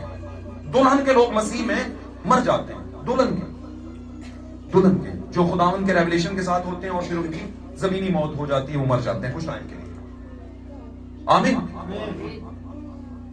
और एलिया जो है वो मरा नहीं, बल्कि जिंदा आसमान पर उठा लिया गया था। अब ये एलिया जो है ऐसे लोगों को जाहिर करता है जो कि ब्राइड है, जो मौत का मजा नहीं चक। मिसाल के तौर पर आज ही अगर यीशु मसीह आ जाए तो हम जिंदा हैं बदनी तौर पर, आमीन। और हम में सब में जितने भी ट्रू बिलीवर्स हैं, सच्चे ईमानदार हैं, ये खुदा को पता है, हम इसका फैसला नहीं कर पाते। हम थोड़ा बहुत कर पाते हैं लेकिन ज्यादा नहीं, है ना। तो वो क्या कर जाएंगे, उठा लिए जाएंगे, ऐसे ही है। लेकिन इससे पहले के वो जो जिंदा है उठा लिए जाए, पहले जो सोए हुए हैं मूसा है उसको उठाया जाएगा, ताकि मूसा और एलिया यानी दुल्हन और सोए हुए दोनों इकट्ठे होकर ट्रांसफिगरेशन पर पहुंचे, उस पहाड़ पर पहुंचे जहां पर यीशु मसीह उनका दूल्हा है, उसके जलाल में पहुंचे। तो मूसा को दिखाया गया कि मूसा को मौत आई, वो मरा, लेकिन मरा हुआ शख्स यीशु के खून देने से पहले वहां पर कैसे पहुंच गया, क्योंकि खून तो कीमत थी। इसका मतलब कि उसे सिर्फ लिखने के लिए दिखाया गया कि यीशु मसीह मूसा है, क्या हो गया, मर गया, और उसकी डेड बॉडी को वहां पर दफनाया गया। और उस पर मुकद्दस पतरस में है शायद, वहां पर यहूदा के खत के अंदर वहां पर लिखा है कि अबलीस ने यानी शैतान ने मेकाइल के साथ बहस की कि वो मूसा की लाश जो आनी थी जमीन के अंदर, वो किधर दफनाई है, मुझे बताओ किधर है। क्योंकि उस वक्त उसका हक था कि वो सारे मुर्दे जो मरते थे, ईमानदार और गैर ईमानदार, उनको पताल में, वो सरदार था उनका, वो नीचे जाती थी रूहें, क्योंकि यीशु ने अभी कीमत नहीं दी थी, जान नहीं दी थी। फिर मूसा कैसे एक अलग अय्याम में पहुंचा दिया गया। तो इसका मतलब मूसा दर हकीकत दिखाने के लिए कि वो मरा हुआ है, दिखाने के लिए, ताकि आने वाले वक्तों में मरों और जिंदों यानी सोए हुए और जिंदा का रेवलेशन बयान किया जाए, क्योंकि जो सो जाता है वो जगाया जा सकता है, आमीन। पाकला में लिखा है यीशु मसीह का दोस्त लाजर मर गया, पाकला में लिखा मर गया। जब मार्था का उन दोनों बहनों का भाई मर गया, लिखा है मर गया, तो यीशु को खबर मिली तो यीशु ने शिकरतों से कहा चलो मेरा दोस्त लाजर सो गया है, उसे जगाने चले। लिखा है मर गया, और बदरी तौर पर मर भी गया था, इसमें कोई शक भी नहीं, लेकिन यीशु से कह रहा सो गया है। तो कुछ इलेक्टेड वंस हैं, कुछ ऐसे बरगजीदा हैं, कुछ ऐसे खुदावंद की दुल्हन कैसा है जो मरे तो होते हैं लोगों की नजर में, लेकिन वो दरअसल एक्ट होता है, खुदावंद करवा रहा होता है, क्योंकि कुछ टाइम के लिए उनकी डायमेंशन को चेंज करना होता है, हालेलुया। लेकिन वो सोए होते हैं। तो वहां पर बताया गया कि मूसा मर गया, लेकिन दर हकीकत वो मरा नहीं, बल्कि उसे सोने की कंडीशन में लेकर जाया गया और उसके बदन को एक अलग अयाम में पहुंचाया गया, ताकि रेवलेशन खोला जाए कि इससे पहले कि हम जो जिंदा हैं वो जाएं, पहले जो मरे हुए मसीह में वो भी जी उठेंगे। तो यहां पर एलिया जाहिर कर रहा है दुल्हन को, जो कि जिंदा होंगे, जिनको मौत नहीं आएगी। आज अगर यीशु आ जाएगा तो हमें मौत नहीं आई हुई, हम जी उठेंगे। लेकिन जो हमसे पहले मैसेज में यानी ईमान में इस दुनिया से चले गए, वो मूसा की हालत के अंदर है, मूसा की तमसील है। और मूसा और एलिया यानी मरे हुए और जीवत यानी जिंदा, दोनों उठ कर क्या है, यीशु को ट्रांसफिगरेशन पर मिल रहे हैं, ऊंचे पर मिल रहे हैं, यानी कि रैप्चर कर रहे हैं, उठाया जाना, रैप्चर किया जाना, जिस पर पूरी कायनात की कलीसियाएं उम्मीद लगाई बैठी हैं कि एक वक्त आने वाला है कि कलीसिया उठाई जाएगी। कह रही है ना, मैं ये कहता हूं कलीसिया नहीं उठाई जाएगी, दुल्हन उठाई जाएगी, दुल्हन उठाई जाएगी। और दुल्हन में कौन है, एलिया और मूसा। कुछ ऐसे जो दुनिया से चले गए और कुछ ऐसे जो जिंदा बाकी होंगे, लेकिन ये दोनों मिलकर इकट्ठे पिरामिड बनेगा और आसमान पे जाएंगे, ऊपर के पिरामिड से मिलेंगे और एक सितारा बनेगा, हालेलुया, जो दाऊद का सितारा है। और फिर दाऊद के तख्त पर वो 1000 साल बादशाही करेगा बैठ के। वो दोनों पिरामिड करेंगे, वो दोनों पिरामिड जो एक जमीन से दुल्हन दी गई और आसमान से दूल्हा है, ये दोनों पिरामिड हैं। औरत मर्द का जलाल है, जैसा यीशु है दूल्हा है, वैसे ही उसकी दुल्हन भी है। जैसे वो कोने के सिरे का पत्थर है, तो ये भी वो बनेगी, तो ये पिरामिड कंप्लीट होगा, वरना नहीं हो सकता। तो मैंने आज आपको इस बारे में बयान करने की कोशिश की कि जब आप ट्रांसफिगरेशन के पहाड़ पर पहुंचते हैं तो दो बातें खास हैं। आप दुल्हन हैं, उसके बाद उसमें कुछ जिंदा है, जिंदा ही उठाए गए, और कुछ जो मरे हुए थे ईमान में वो उठाए गए, आमीन। फिर इसमें एक और बात है, देखिए रैप्चर के टाइम पर एक अनाउंसमेंट हो रही है, खास अनाउंसमेंट। ये पहले भी हुई थी लेकिन यहां पर भी जरूरी समझी। खुदावंद ने कहा ये मेरा प्यारा बेटा है, ये मेरा बिलव्ड सन है। यानी बेटा होने का हक भी वहीं पे है। यानी आप दुल्हन भी बनती हैं और खुदा की बेटी और बेटा भी वहीं पे बन जाती है। अगर यीशु बन गया तो लिखा है मिरास का पहला हकदार कौन है? यीशु मसीह। उसके बाद उसके मानने वाले जो उसके उस पर ईमान लाते हैं वो भी उसी की मिरास का हिस्सा बन जाते हैं। हालेलुया। बात समझ आ रही तो बोलो आमीन। तो आज का हमारा टॉपिक तब्दीली सूरत का पहाड़। आखिरी हवाला पढ़ेंगे मुकाशफा की किताब। यहां पर हमने पढ़ा तुम दुनिया के नूर हो। कौन हो दुनिया के नूर? भाई यीशु भी ट्रांसफिगरेशन पर दुनिया का नूर था। वहां पर उसने तब्दीली सूरत में बताया कि मेरा चेहरा आफताब की माना चमकता है, और चमका। आमीन। और अगर उसका चमका है तो उसकी दुल्हन का भी है। हालेलुया। जो शहर पहाड़ पर बसा है वो शहर कोई और नहीं है। खुदावंद की आवाज, पाकलाम में पुराने मिशनों में लिखा है, खुदावंद की आवाज शहर को पुकारती है और दानिशमंद उसके नाम का लिहाज रखते हैं। आमीन। फिर वो कहता है छुप नहीं सकता, छुप सकता ही नहीं। जो काम हो नहीं सकता आप उसे छिपाएं मत। आमीन। आपको याद होगा यीशु का एक खुफिया शागिर्द दरबार के अंदर था। कौन सा दरबार? हेरोदिस के दरबार में रहता था। वो खुफिया था, प्यार करता था खुदावंद से, और वो इसकी मौत पर, क्योंकि उस पर रेवलेशन नहीं खुला हुआ था लेकिन बातों का असर था, उसे ये था कि यीशु के साथ जो भी हुआ अच्छा नहीं हुआ, जुल्म हुआ इसके साथ। सॉरी। और जब यीशु मसीह सलीब पर मर गए तो उसकी लाश मांगने का तकाजा हुआ, सबद से पहले उतारना है उसे। तो वहां पर अरमतिया का यूसुफ नाम, ये खुफिया शागिर्द था। लेकिन जब इसने लाश मांगी होगी हेरोदिस से, तो हेरोदिस तो यीशु से, हेरोदिस भी और दीगर लोग भी यीशु से कुछ ज्यादा पसंद नहीं करते थे। आमीन। उसे एक बिदअती या उसे बुरा शख्स कहते थे। तो वो उसके बाद उसके महल में नहीं रहा होगा, क्योंकि जब आप यीशु के साथ हो जाते हैं तो दुनिया से नाता फिर आपका दुनिया को कबूल नहीं करती, क्योंकि आप दुनिया के फ्रेम में फिर फिट आ नहीं सकते। बात समझ रहे हैं? God bless you. तो क्या है यहां पर? वो छुप नहीं सकता। जो शहर पहाड़ पर बसा वो छुप नहीं सकता। और चिराग जलाकर, अगर आपने चिराग जलाया है तो वो भी पैमाना के नीचे, बल्कि उसको रिवील करें, दुनिया को बताएं कि हाँ भाई हम सच के साथ खड़े हैं। हालेलुया। तो यहां पर हमने देखा ट्रांसफिगरेशन, तब्दीली का अमल, बदलने का अमल। अगर यीशु की सूरत बदली और एलिया और मूसा बदले, जलाली बदन में आए, तो ये जलाली बदन में होने का मतलब है दुल्हन की हालत जो कि उठाए जाने के करीब है। जब दुल्हन उठाई जाएगी तो वो भी जलाली बदन में होगी। तो ये एलिया और मूसा भी दुल्हन की तमसील है। यहां पर ये एलिया और मूसा मुकाशफा पेश कर रहे हैं दुल्हन का। आमीन। और फिर एक आसमानी तीन गवाह, यानी कि यीशु मसीह और एलिया और मूसा, तीन गवाह वो इस बात के। आमीन। एक पावरफुल विटनेसेस। और नीचे की तीन गवाह कौन?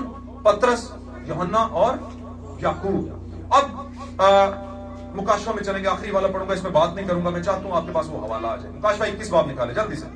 Hallelujah, praise God. निकाल लिया? एक्सक्यूज मी, मैंने कुछ अपनी आसानी के लिए यहां पर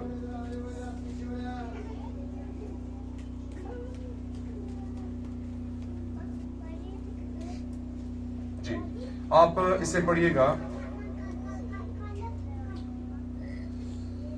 हालेलुया, प्रेज गॉड। 21वां बाब 17 आयत से नीचे की तरफ। मुकाशफा 21वां बाब 17 आयत से नीचे की तरफ। जी। और उसने उसकी शहर पनाह को आदमी की यानी फरिश्ता की पैमाइश के मुताबिक नापा तो 144 हाथ निकली। और उसकी शहर पनाह की तमीर यशब की थी। अच्छा। और शहर ऐसे खालिस सोने का था जो शफाफ शीशा की मानद हो। और उस शहर पनाह की बुनियादें हर तरह के जवाहर से आरास्ता थी। जी। पहली बुनियाद यशब की थी, दूसरी नीलम की, तीसरी शबे चराग की, चौथी जुमुर्द की। अच्छा, अभी आप पढ़ेंगे 9वीं आयत से। 21वां बाब 9वीं आयत से नीचे की तरफ। फिर उन 7 फरिश्तों में से जिनके पास 7 प्याले थे, हाँ जी, और वो पिछली 7 आफतों से भरे हुए थे जी, एक ने आकर मुझसे कहा, जी, इधर आ, मैं तुझे दुल्हन यानी बर्रा की बीवी दिखाऊं। अब उसने कहा इधर आ, मैं तुझे दुल्हन यानी बर्रा की बीवी दिखाऊं। 7वें फरिश्ते ने कहा। जी। किसको कहा? यूहन्ना को कहा। जी। और वो मुझे रूह में एक बड़े और ऊंचे पहाड़ पर ले गया। ये है वो बात जो मैं आपसे करना चाह रहा था। वो मुझे कौन ले गया? फरिश्ता मुझे रूह में एक बड़े और ऊंचे पहाड़ पर दुल्हन दिखाने के लिए ले गया। बड़े और ऊंचे पैरामिड पर ले गया, कोने के सिरे पर ले गया, ऊंची जगह पर ले गया, आमीन, हाईएस्ट प्लेस पर ले गया। और वहां पर मुझे लेके क्यों गया? क्योंकि वहां पर कुछ था। वो कौन था? दुल्हन यानी बर्रा की बीवी थी वहां पे भाई। तो हमने ट्रांसफिगरेशन पर पढ़ा कि वहां पर बर्रा की बीवी एली और मूसा जाहिर कर रहे हैं, उसकी तमसील है, मरे हुए और जिंदा उठाए हुए, आमीन, दोनों मिलकर यीशु की दुल्हन वहां पर यीशु से मुलाकात कर रहे हैं, बातें कर रहे हैं। जी आगे। ऊंचे पहाड़ पर ले गया, हाँ जी, और शहर मुकद्दस यरूशलेम को आसमान पर से खुदा के पास से उतरते देखा। अब खुदा के पास से उतरते हुए देखा शहर यरूशलेम मुकद्दस पहाड़ को, मुकद्दस शहर को उतरते हुए आसमान पर से, खुदा के पास से उतरते हुए देखा। ये एक पैरामिड है जो ऊपर से नीचे आ रहा है। लेकिन याद रखिए किस बारे में? इस बारे में यह भी याद रखिए कि यीशु मसीह एक रैप्चर दे रहा है और फिर रैप्चर के बाद दुल्हन को वापस भी ले रहा है, लेके आ रहा है। कब? 1000 साल बादशाहत के वापस भी लेकर आ रहा है। जी, उतरते हुए देखा, उसमें खुदा का जलाल था। जी, उस शहर यानी दुल्हन में खुदा का क्या था? जलाल था, औरत मर्द का जलाल था। जी आगे। और उसकी चमक निहायत कीमती पत्थर यानी उस यशब की सी थी जो बल्लोर की तरह शफाफ हो जी, और उसकी शहर पनाह बड़ी और बुलंद थी। अब ये भी शहर पनाह भी बड़ी और बुलंद थी। जी, और उसके 12 दरवाजे और दरवाजों पर 12 फरिश्ते थे। हाँ जी, और उन पर बनी इसराइल के 12 कबीलों के नाम लिखे हुए थे। आमीन आमीन। अच्छा, हमने अभी खुदा इस काम के पढ़े जाने के बाद हम बरकत दे, अभी हमने इस बारे में ये सीखा कि रूह में मुझे फरिश्ता क्या कर गया? एक पहाड़ पर लेकर गया है, और वहां पर मुझे इसलिए लेकर गया कि मैं तुझे बर्रा की दुल्हन, बर्रा की दुल्हन यानी उसकी बीवी दिखाऊं। आमीन। अब दुल्हन और बीवी दोनों मिलके, दुल्हन बीवी का मामला यह है कि दुल्हन तो है लेकिन वो बीवी भी है। बीवी का हक कब मिलता है? जब औलाद का सीगा बनता है। आमीन। औलाद जैसी कंडीशन में औरत ट्रैक होती है तो वो फिर प्रॉपर बीवी की हालत में आती है, यानी प्रॉपर हक मिल जाता है। आमीन। जब तक दुल्हन मां नहीं बनती तब तक उसे वो हक नहीं मिलता। इसलिए जरूर है, पाकला में लिखा है, औरत औलाद होने से इज्जत पाएगी। इज्जत का मतलब है हक पाएगी, हक पाएगी। वरना किसी औरत ने तो बड़े मामले शुरू हो जाते हैं। गैर कौमों में तो बहुत ज्यादा होते हैं कि नहीं? 83 भी गैर कौमों तो थोड़े घट नहीं, आजकल काफी काम खराब हो गया था। ओके, तो यहां पर क्या हुआ? उसने कहा कि मैं तुझे दुल्हन यानी बर्रा की बीवी, तो दुल्हन का मतलब बर्रा की बीवी का, मरियम जब दुल्हन थी, रुखसत होने वाली थी, तो वो बीवी भी थी, वो बीवी भी थी, बीवी यूसुफ की थी। आमीन। और वो प्रेग हो चुकी थी, उसके पेट में बेबी था। तो दुल्हन प्रेग यानी दुल्हन यानी बर्रा की बीवी। दुल्हन यानी बर्रा की बीवी का क्या मतलब? बीवी का हक और दुल्हन का हक दोनों कुल मिला के यीशु मसीह की बीवी, यानी कि बीवी की तमसील। आमीन। तो वो बर्रा अपनी बीवी को लेने आ रहा है, यानी सिर्फ दुल्हन भी नहीं। जिसके पास बीज नहीं वो कहती रहे मैं दुल्हन हूं, वो कहती रहे मैं कुमारी हूं, वो कहती रहे कि मैं भी, मेरे पास भी चराग है, लेकिन उसके पास तेल नहीं, बीज नहीं, आपके जमाने का मुकाशफा नहीं, तो वो बीवी का हक नहीं पाएगी। तो बर्रा किसको लेने आ रहा है? ना सिर्फ दुल्हन को बल्कि अपनी बीवी को ले। बर्रा की बीवी ने खुद को बर्रा के लिए क्या कर लिया है? तैयार कर लिया। तो आज हमने देखा, मेरे अजीजों, मुख्तसरन बात बयान करने लगा, बहुत बड़ा रेवलेशन था, आपके साथ शेयर किया, यकीनन आपको बरकत मिली होगी कि ट्रांसफिगरेशन का पहाड़ बेसिकली फ्यूचर होम है दुल्हन के लिए, जहां पर दुल्हा और दुल्हन मिलते हैं। और ये पहाड़ एक पिरामिड है, ये चारों कोनों की तरफ से बराबर है। लेकिन याद रखिए, ये पिरामिड एक जमाने में वहां पर आया, ट्रांसफिगरेशन का पहाड़ यानी जैतून का पहाड़, जहां पर यीशु मसीह गए थे 3 शागिर्दों को लेकर। बागे गतसमनी नहीं, जैतून का पहाड़, ये जहां पर इनका चेहरा बदला। आज शायद वो पहाड़ वहां पर हो या ना हो, लेकिन नबी बयान करते हैं जब यीशु मसीह का आना होगा। आमीन आमीन। तो यीशु मसीह उसी पहाड़ पर आएगा, क्योंकि यीशु मसीह का जो घर है बैतलहम, जो पहला साया है, वही हकीकत बनेगा। खुदावंद का यीशु मसीह का तख्त भी इसराइल के प्रेमिसेस में लगेगा, और वहां पर पूरी कायनात की कौमें जो है वहां पर जाएंगी, जैसे ये लेकर, हदिये लेकर, बहुत सी और चीज। 1000 साल बादशाह की बात कर रहा हूं, मेरी बात समझ? जब इसी जमीन पर 1000 साल बादशाह यीशु मसीह करने आएंगे, क्योंकि पाक कलाम में लिखा इसी जमीन पर तख्त लगेगा, आसमान पर नहीं लगेगा। इसी जमीन पर। हाँ, 1000 साल के बाद फिर अब्दियत में जाएंगे सब, लेकिन वो हमारा टॉपिक नहीं, हम उस टॉपिक से हट नहीं सकते, हम वहीं पे रहते हैं। तो क्या है, उस टाइम पर ये पिरामिड नबी बयान करते उभर के आएगा बाहर, ये पहाड़ दोबारा उभर के आएगा। ये एक वक्त था, यीशु मसीह उस पिरामिड पे था, आमीन, लेकिन लोगों ने उसे पहचाना नहीं, उसे रद्द कर दिया।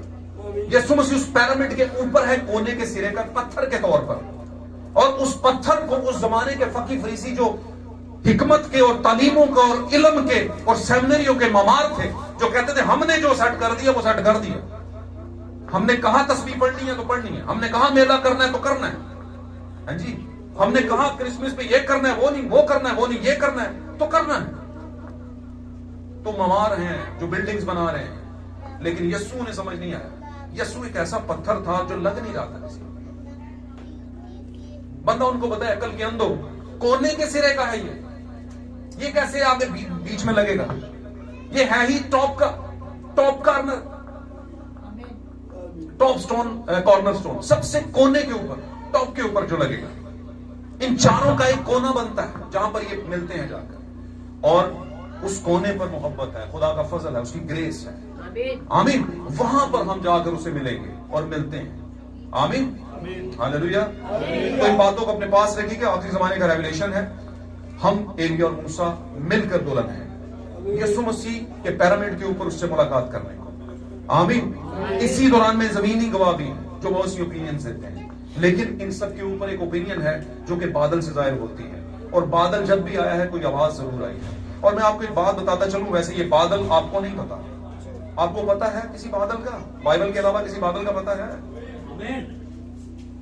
Very good. बाइबल के अलावा भी एक बादल आया है, पता है आपको किसी का?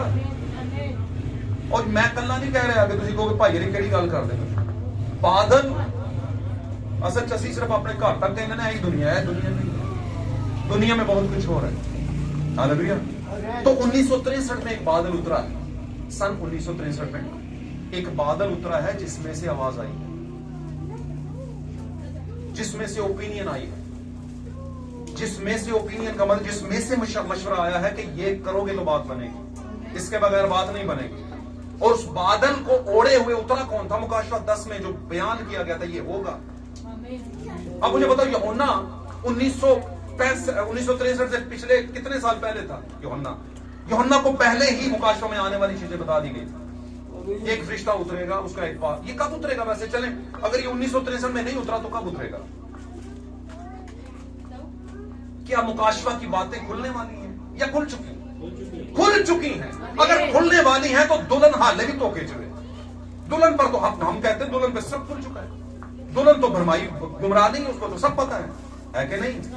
तो अगर सब पता है तो इसका मतलब है ये फरिश्ता भी आ चुका हुआ है, ये फरिश्ता बादल में आ चुका है, और ये फरिश्ता यीशु मसीह है जो अपनी दुल्हन के लिए छोटी सी खुली हुई किताब लेकर उतरा था। और हमेशा याद रखना, ये हर किसी के हाथ में नहीं देता, जो लीडर होता है उस जमाने का, उस सदी का, सेंचुरी का, उस जमाने का फरिश्ता, उस जमाने की नबूवत को लेकर आने वाला, उसके हाथ में देता है कि अल्लाह भाईजन दास से ना। क्यों उसके हाथ में देता है? क्योंकि उसे अपनी परवाह नहीं होती कि मैनू रोकी जाए, उसे ये होता है सच पहुंचना चाहिए, बीज बोया जाना चाहिए, और बीज बोए जाने के बाद कुछ दाने ऐसे जो जिंदगी अपने अंदर लेकर आएंगे। बात समझे? कुछ जमीन ऐसी है जो जिंदगी को लेकर आएगी। तो ये बादल हमारे जमाने में आ चुका हुआ, कभी मौका मिला तो मैं दिखाऊंगा ये सारी चीजें, आमीन। और इस बादल में से मिनिस्ट्री है, इस बादल में से आवाज है, और वो आवाज नबी के लिए है।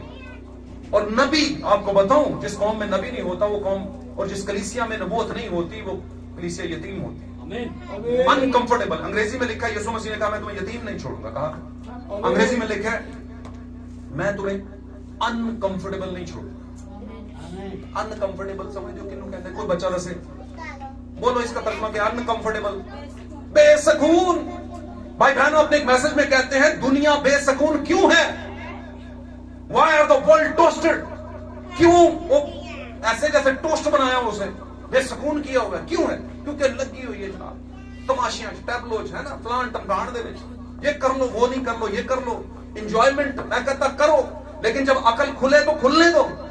उसे भी खुलने दो, ताकि हुण कर लिया जो पहले कर लिया, आगे फिर आगे एक नए तौर पर।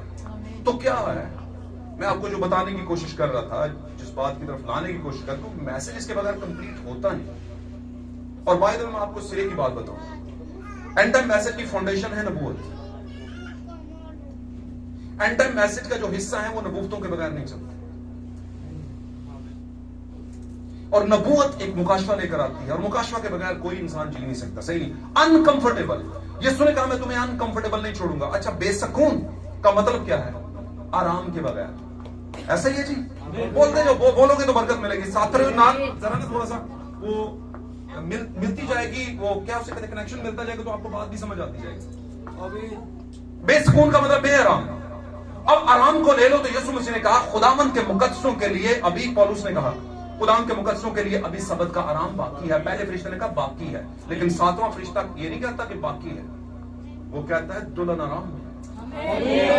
दुल्हन कंफर्टेबल है, दुल्हन यतीम नहीं है, दुल्हन का दूल्हा साथ है। वहां पर ये नहीं लिखा ऑर्फन। ऑर्फन किसे कहते हैं? कौन दस्ते का ऑर्फन? ऑर्फन का क्या मतलब है? अंग्रेजी का लफ्ज ऑर्फन। ओके, ऑर्फन का मतलब है जिसका बाप मर जाए, यतीम।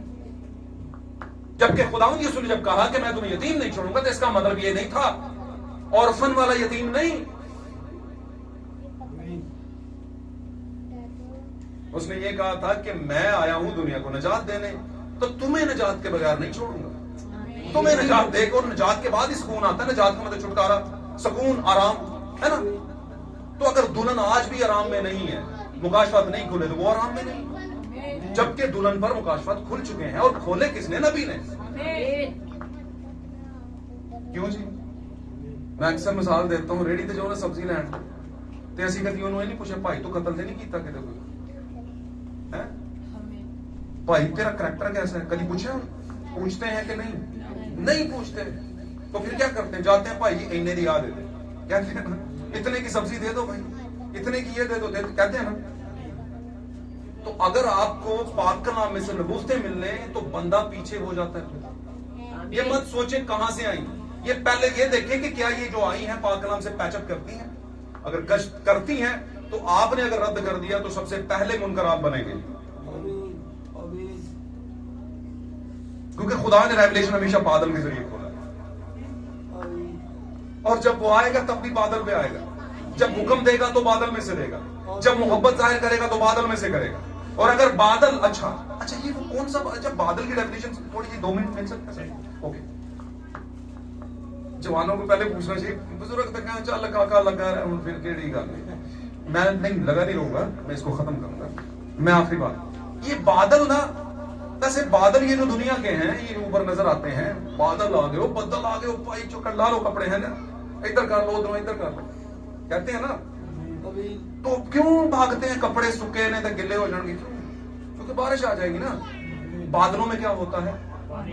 लेकिन ये जो बादल आते हैं इनमें पानी नहीं होता, इनमें रेवलेशन, इनमें मोहब्बत होती है। ये भागम भाग नहीं लगाते हैं, नहीं, ये भागम भाग नहीं लगाते। वो कहते रुक जा काका, रुक जा बेटी, रुक जा। मैं वो वाला बादल नहीं हूं। और मैं कह रहा हूं कि जो 1963 में बादल नजर आया, लोगों ने इस पर रिसर्च की। उन्होंने कहा कि बादल जो है, सॉरी मेरा फिगर गलत हो सकता है, कुछ साल पहले मुझे ये याद था, इंसानी से चीजें ऊपर नीचे हो जाती हैं। तो ये जो जमीन का बादल है, ये जमीन से बहुत ऊपर होता है और पानी बनाता है। बहुत, मैं इसके आप फिगर देख लीजिएगा कि कितना होता है। हालेलुया। और उसको आप जाकर देखें रडार के जरिए, ये जो खलाई मशीन छोड़ी हुई है वहां पर देखें, तो बोल कहते हैं बात। अब ये गूगल क्यों बताता है, ये टीवी के जो न्यूज कास्टर्स है क्यों बताते हैं कल बारिश होएगी? क्योंकि रडार लगा हुआ है वहां पे, वो बताता है भाईजान बारिश आ जानी है। कभी कभी ये रडार झूठे भी हो जाते हैं, होते हैं कि नहीं आती, लेकिन ज्यादा चांसेस होते कि आ जाते। कैसे? क्योंकि साइंस तरक्की कर गई। वो पानी होते हैं, जब वजनी हो जाता है, ज्यादा बादल में पानी हो, है ना, नमी ज्यादा हो जाए तो बारिश बरसने का खतरा होता है। तो ये सारा कुछ है, और ये बड़े टॉप पे जाकर नमी बनाते हैं, नीचे नहीं बनाते। लेकिन ये जो 1963 वाला आया था, ये बहुत टॉप पे नहीं था, ये नीचे आया था, नीचे आया था एक पहाड़ के ऊपर, लुजियाना के अंदर। अब लुजियाना अमेरिका के अंदर, कैनेटिकी जो है वहां पर एक रियासत है लुजियाना में, जहां के पाकिस्तान कह दिया, अमेरिका के, यार अगर मैं गलत नहीं तो भारत चले दूसरे तीसरे नंबर पे जो वहां के प्रेसिडेंट थे, क्या नाम था उनका? नहीं, अमेरिका के जब बना था, अमेरिका डिस्कवर हुआ था, बड़ा अच्छा सा नाम है उनका, तस्वीरें भी लगी होती हैं, तो खैर कोई मसला नहीं। तो ये भी वहां के थे, उसी रियासत के थे। तो जब इसका एनालिसिस किया गया कि क्योंकि ये जब आता है तो अमेरिका उस वक्त साइंस में बहुत आगे था, और खला पे जो भी चीज आए, यानी फलकियात पे जो कुछ आए, उसकी पिक्चर बनती है, वो उनके उसमें रिडार में आ जाती है। और जब ये बादल आया रिडार में, तो उन्होंने चेक किया कि इसमें तो पानी है ही नहीं, ये पानी वाला बादल नहीं था। और बाय द वे ये बादल कुछ टाइम के लिए था, और ये बादल की जो एलिमेंट होते हैं धुएं के, वो वाला नहीं था, ये धुएं वाला बादल नहीं था। ये नीचे से लग रहा था कि बादल है, लेकिन ये फरिश्ते थे जिन्होंने मसीह का चेहरा बनाया हुआ था। अगर आप मुझे 5 से 4 मिनट देते, बाद में अभी मेरा फोन वहां पे लगा, मैंने कुछ चीजें सेव की, तो मैं आपको दिखाता कि ये बादल था। और आप अगर सीखना चाहते हैं तो आप मेरे फेसबुक को ज्वाइन कर सकते हैं, यूट्यूब को ज्वाइन कर सकते हैं, वहां पर मैं ऐसी चीजें दिखाता और बताता रहता हूं। आप मेरा फेसबुक बाबर सलीम के नाम से है, पास्टर बाबर सलीम, आप निकालेंगे तो वहां पे फेसबुक में मिल जाएगा। मेरी तस्वीर नहीं लगी हुई वहां पे, लेकिन बादल लगा हुआ, बादल लगा हुआ। आमीन।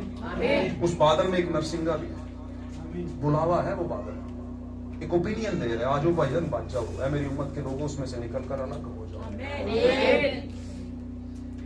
अगर यस्सु के जमाने में बादल आया, आमीन, हालेलुया, रसूलों के जमाने में बादल आया, 7वें कलीसियाई फरिश्ते के जमाने में बादल क्यों नहीं आ सकता? और आने वाले वक्तों में भी बादल आएगा। मेरा और आपका यस्सु आपको लेने आ रहा है बादल पर। बादल में से आवाज आई, तो क्या खुदा जो पहले था, कल, आज, बल्कि अब तक यकसा नहीं है? तो इन चीजों को समझे, ये हो चुका हुआ है दुनिया में, ये हो चुका हुआ है। दरअसल आप इस बात को समझ नहीं पा रहे। ये रखने पास आखिरी बात, उसके बाद आमीन सर, ठीक है जी। कैमरे तो जरा देखेगा ना वीडियो में, वो कहेगा भाई ना को बड़ी इजाजत ला रहे हैं। तो मुझे थोड़ा फिक्र है कि आप उकता ना जाएं और पका ना जाएं, पक ना जाएं। लेकिन आखिरी बात करना,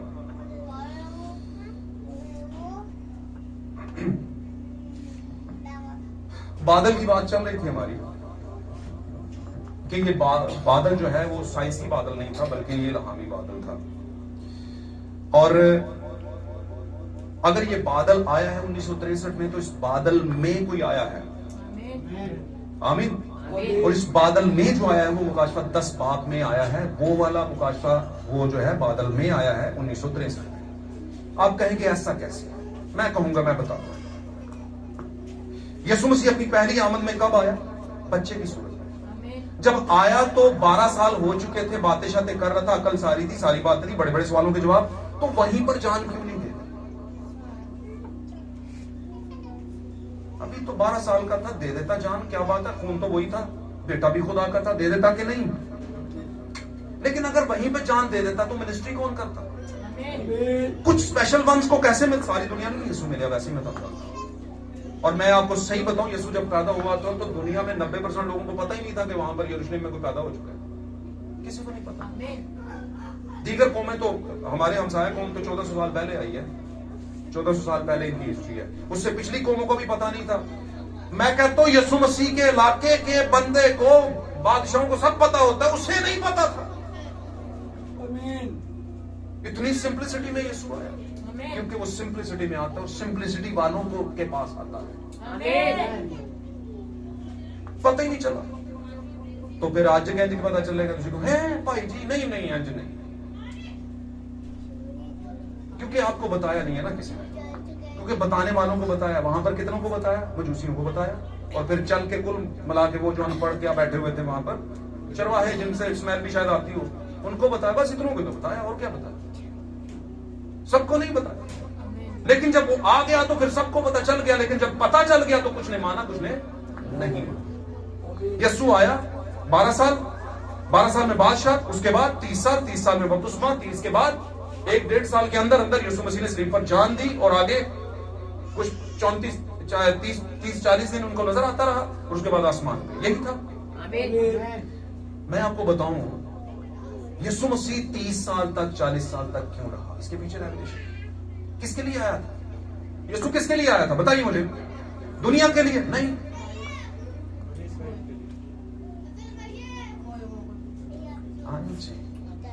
और वो दुल्हन के लिए आया था। अगर आप सिरे की बात समझे तो यीशु दुल्हन के लिए आया था। और आया क्यों था? उसका दाम देने के लिए, कीमत चुकाने के लिए, कीमत चुका के चला गया। लेकिन जब आया तो पहले दिन से लेकर 32-33 साल तक जब तक भी वो रहा, कुल मिला के जो उम्र है उसने गुजारी। यीशु दूसरी आमद में आ चुका है। आप बोलेंगे ये कैसे?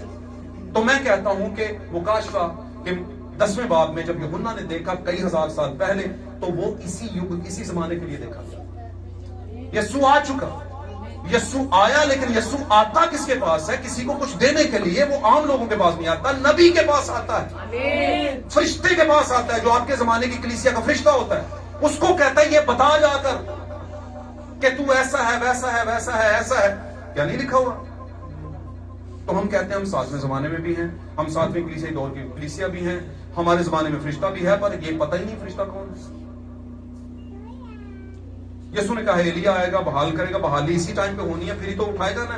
तो किधर है एलिया? किसी को पता ही नहीं, किसी को पता नहीं। जो पहली आमद में हुआ, आया, ऐसे करके गया, कुछ लोगों को मिला, आसमान पे चला गया। दूसरी आमद में आया, 1963 में उतरा, किताब दी, revelation, the book of revelations दी नबी को, आया और अभी तक गया नहीं है, लेके जाएगा। मैं इसको साबित कर सकता हूं कि वो आया हुआ है और गया नहीं है, लेकर जाएगा। यीशु आया, 30 साल गुजारे, कीमत देकर कुछ लोगों से मिलकर गया। यीशु दूसरी आमद में आया, 1963 में रूह की हालत में उतरा, किताब दी, रेवलेशन दी, बादल में से होकर उतरा और उतर कर नबी को किताब दी और बोला कि ये बता इनको, हमारे जमाने की कलीसिया को, कि जो बीज है, जो खुदा के इलेक्टेड वंस है, वो सुने और अपने अंदर फल पैदा करें ताकि उठाए जाएं। और अभी तक कलीसिया उठाई नहीं गई, इसका मतलब यीशु ज्ञान है। और मैं साबित करता हूं आपको कि अभी भी यीशु है। लिखा पाक कलाम में 7 कलीसियाई चिरागान हैं कि नहीं? 7 चिराग, 7 कलीसियाई जमाने हैं कि नहीं?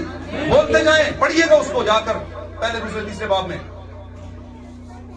मैंने आदम का सा चेहरा देखा और 7 चिरागों के बीच में वो चल फिर रहा था। ये यूहन्ना किसका बयान कर रहा है?